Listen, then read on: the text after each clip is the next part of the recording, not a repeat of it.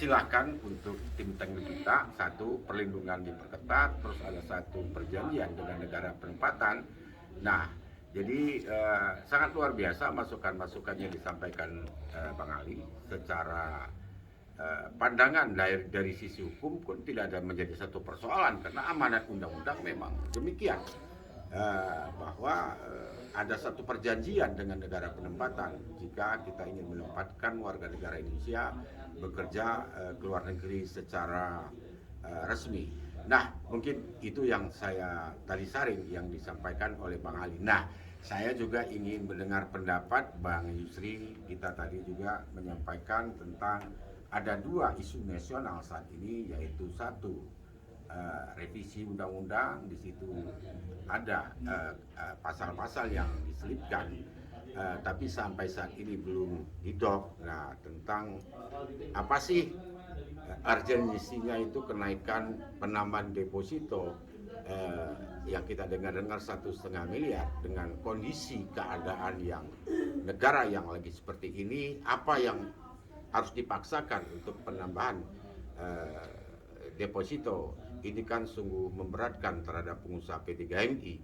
Nah, yang kedua yang ingin saya sampaikan kepada Bang Yusri tentang viralnya Timur Tengah yang akan dibuka, tapi saat ini masih tertunda. Apa pandangannya Bang Yusri? Baik, sebelum saya jawab dua pertanyaan, saya kembali ke Saudi dulu ya. Ketika saya menjadi TKI di Saudi, saya paham bagaimana. Pernah ke Saudi juga? Ya, Oke. Saya di Riyadh pertama kali, kemudian di Mekah. Okay. Di situ saya paham tentang penerapan syariat Islam di sana. Ketika saya di Mekah, saya habis Jumat itu menyaksikan bagaimana hukum kisos itu dilaksanakan. Ya. Ketika saya di Mekah, saya paham bahwa ternyata germo di sana orang Indonesia. Ketika saya di Mekah, saya paham ternyata sindikat kaburan ya sesama Indonesia. Nah, apa cobaan berat ketika saat kita menjadi pekerja di Maktab Istiqdam menjadi mutarjim? Terancam dibui juga.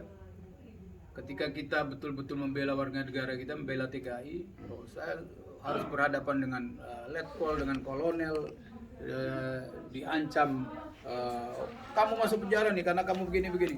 Saya bilang panggil penterjemah kamu, pastikan terjemahan saya salah apa benar. Pernah itu? Bang Yusri panggil gitu? Oh iya. Keren. Jadi ketika saya diancam, itu. oh ya, ketika saya diancam saya sendiri, saya lawan itu. Kalau Anda beranggapan buat terjemahan saya salah terkait masalah ini, panggil penterjemah yang lain, suruh bicara depan saya, kita dengarkan. Ini Mekah, saya tidak akan pernah berbohong dalam menerjemahkan, tapi saya berkewajiban membela warga negara saya. Dan gitu ya. Keren. Saya diajukan jempol waktu itu. Jadi Bisa. Arab itu kembali lagi, Gus. Mau saya di Saudi, mau saya di Oman, mau saya di Sudan. Ketika kita betul-betul berani bicara membela kepentingan warga negara kita dengan bahasa Arab, bahasa mereka, mereka respect. Oke. Mereka respect. Jadi menyelesaikan kasus dengan bahasa mereka itu adalah solusi yang luar biasa. Oh, gitu ya. Kembali ke cerita kenapa 2011 moratorium. Itu adalah akumulasi dari berbagai peristiwa yang terjadi.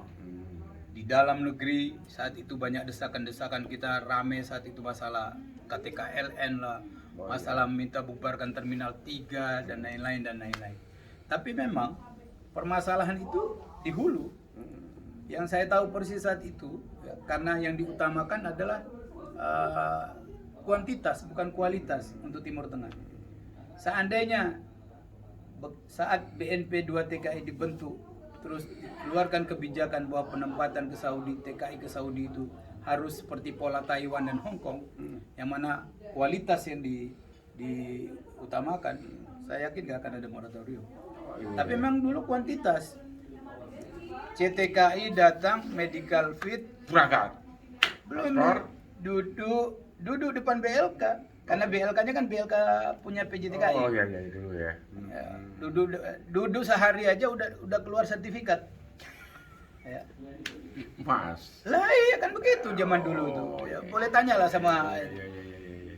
Pokoknya orang berebut bagaimana melakukan penempatan sebanyak-banyaknya. Oke. Tanpa memperhatikan kualitas, mentalitas dan lain-lain. ya eksploitasi, muncullah bahasa itu gitu. Oh gitu. Oke. Lalu kemudian permasalahan lain yang membuat Pak Presiden SBY saat itu memutuskan harus moratorium, tapi kan bukan keputusan presiden. Itu justru DPR mengetok palu. Oke. Ketok palu.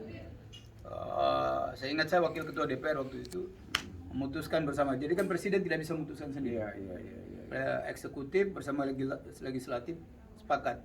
Selain itu kan ada kasus-kasus terancam hukuman mati kisah itu. Ada beberapa kasus itu.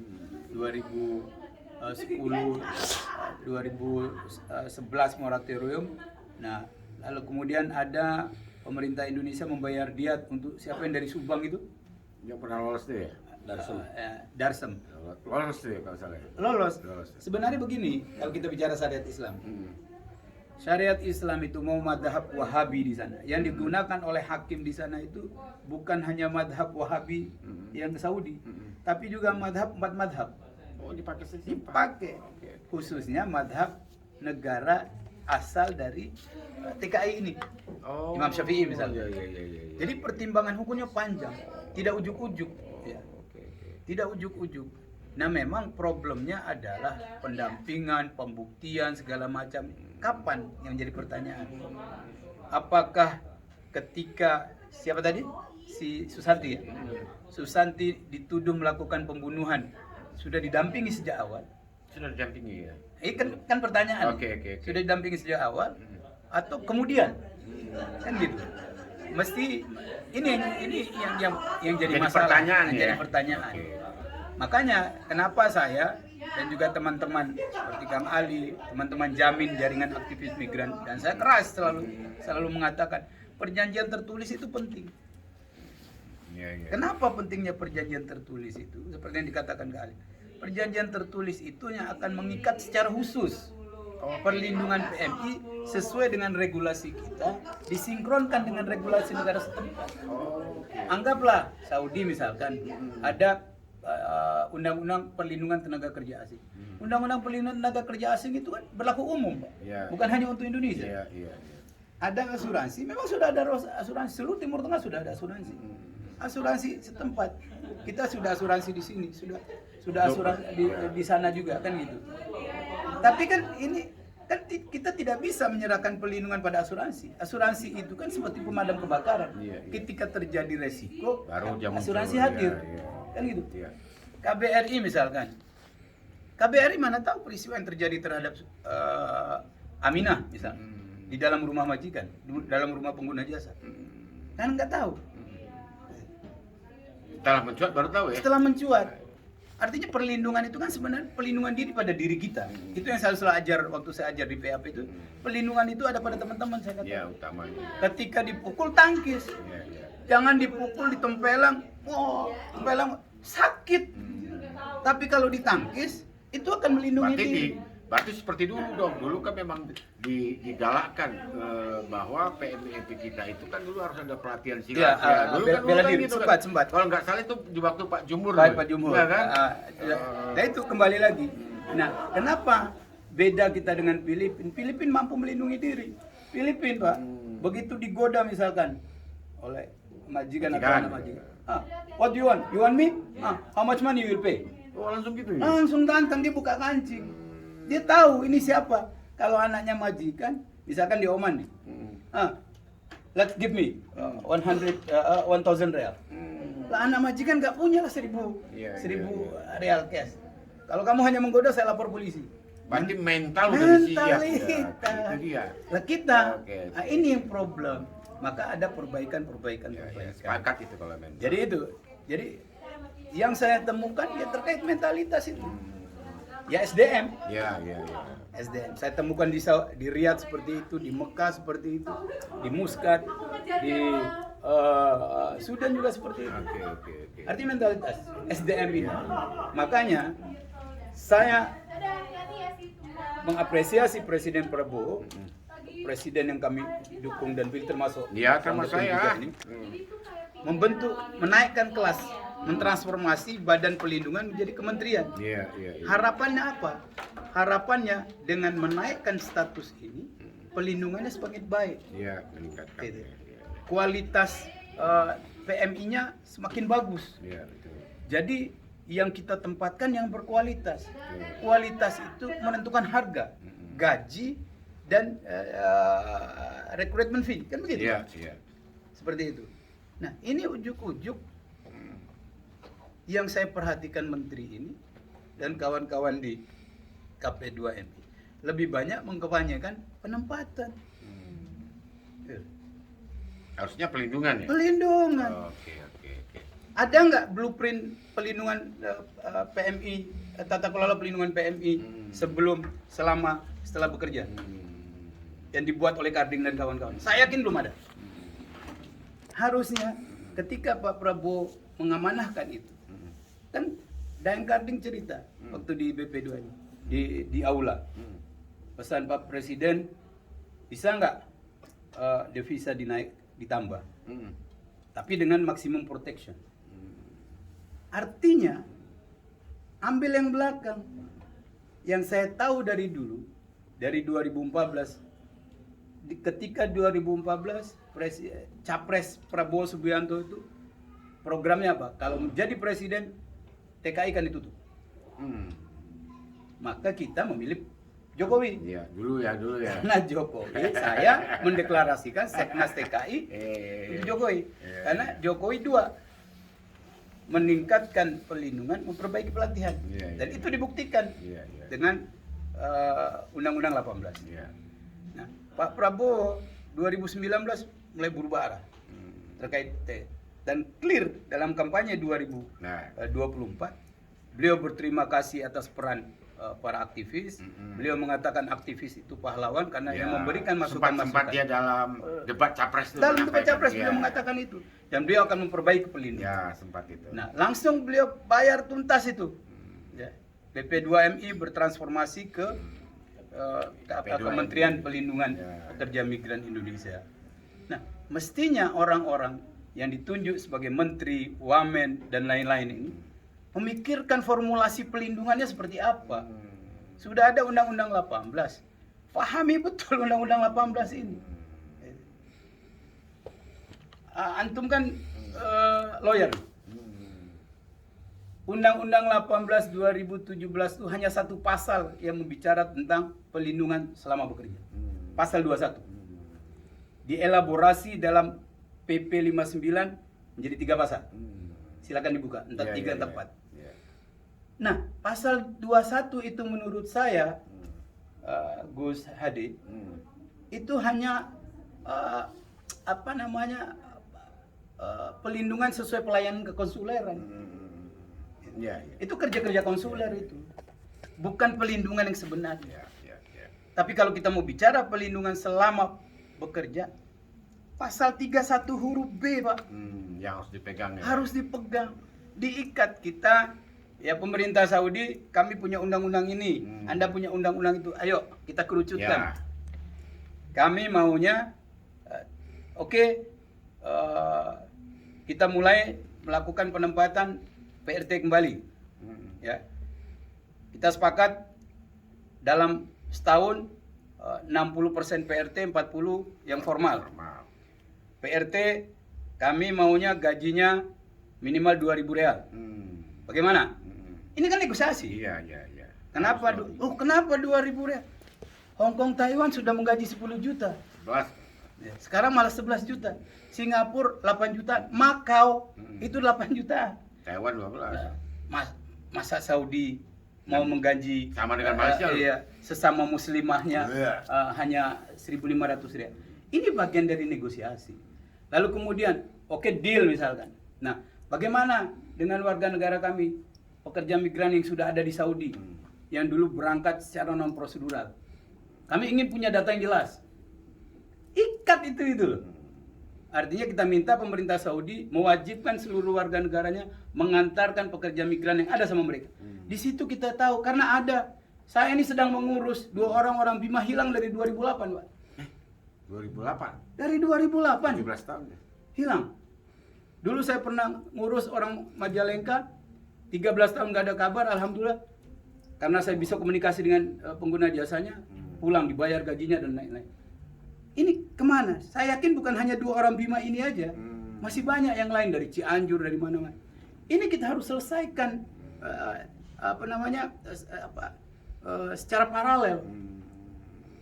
Di satu sisi kita siapkan penempatan di sini yang baru, di sisi lain kita pastikan pelindungan yang sudah ada di sana.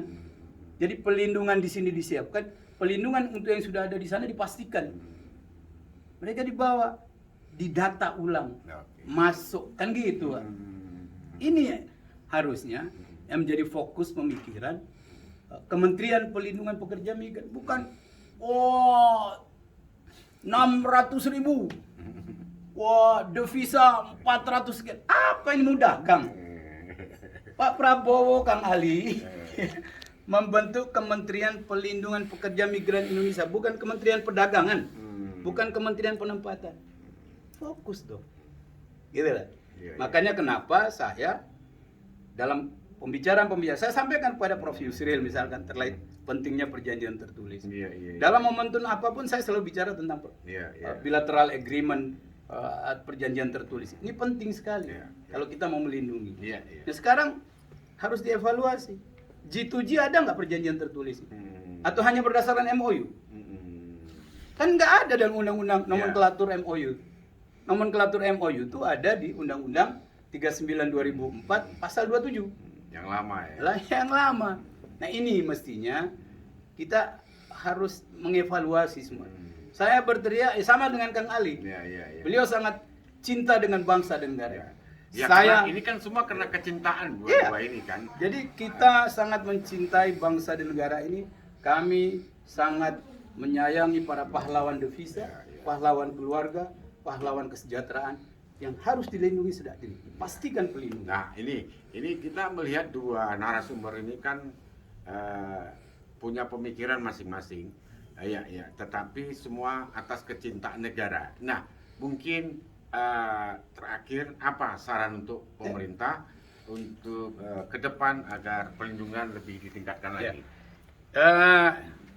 Saran saya kepada KP2MI, sabar menunggu revisi Undang-Undang 18 selesai. Lalu kemudian kumpulkan semua informasi dari teman-teman yang paham betul. NGO, aktivis, itu menjadi bahan diskusi dengan Balik DPR RI. Intenskan komunikasi dengan Kemlu. Karena mau tidak mau, suka tidak suka, perlindungan WNI atau perlindungan PMI di hilir itu domainnya Kemlu. Bukan KP2MI. Bukan KP2MI. Harus dengarkan itu, bicara intens bagaimana formulasinya. Lalu kemudian terkait tadi ada deposit. Bagi saya berkurang atau bertambah deposit tidak terlalu penting. Yang saya inginkan pemerintah tegas saja. Misalkan PT-nya Bang Halili, PT apa namanya? ABP. PT ABP dapat JO dari Inggris 5.000. Udah di endorsement oleh KBRI dan lain-lain. KP2MI jangan menerbitkan SIP 2MI 5.000. Bertahap ya. Bertahap. Dikit-dikit. 100 sebulan lah. 100 evaluasi, 100 evaluasi, dan seterusnya. Masukan bagus itu. Buat apa? Kalau Bang Hali ini dikasih 5.000, kemudian per CPMI harus bayar 45 juta untuk bisa ke Inggris. 45 juta kali 5.000. Pak Hali bisa bikin berbagai macam PT, Pak. Udah bisa. Nah ini harus dipahami. Jadi jangan. Kan ujung-ujungnya apa? Nyalahin P3MI, nyalahin ini. Harus diperketat gitu ya. Pemerintahnya kan? Ya, harus diperketat. Harus gitu diperketat ya. gitu. Itu. Lalu kemudian timur lagi nih. Deposito sudah. Deposit makanya kembali lagi. Deposit saya lebih mengusulkan batasi jumlah penempatan. Tapi nggak perlu penambahan deposito. Jadi pihak per 3MI itu tiap 3MI P3MI disepakati saja. Per 3MI tiap P3MI 100 orang per bulan. Dibatasi shiftnya khusus untuk formal ini ya. Jadi 100 itu misalkan Saudi. 100 itu 70 PRT, 30 yang formal. Dan seterusnya. Itu tidak akan terjadi persaingan buruk dalam bisnis jasa ini. Bagus. akan ada kompetitif. Pemerintah bisa mengatur. Iya, iya. Pemerintah tuh harus mengatur. Ya. Ini Mengatur kebijakan. mengatur ya. segala sesuatunya. Jadi kembali lagi, mari kita duduk bersama tripartit, Hmm. KP2MI plus Kemlu-nya, asosiasi, kemudian NGO aktivis. Iya. Kalau memang punya niatan baik untuk membuka penempatan Saudi karena bekerja adalah hak setiap warga negara yang dilindungi oleh konstitusi, Iya. tugas pemerintah memfasilitasi, memastikan pelindungan. Ingat, pemerintah negara Indonesia dibentuk untuk melindungi segenap bangsa Indonesia dan seluruh tumpah darah Indonesia. Kementerian P2MI harus memastikan pelindungan sejak dini, sebelum, selama, setelah. Perjanjian tertulis itu kuncinya.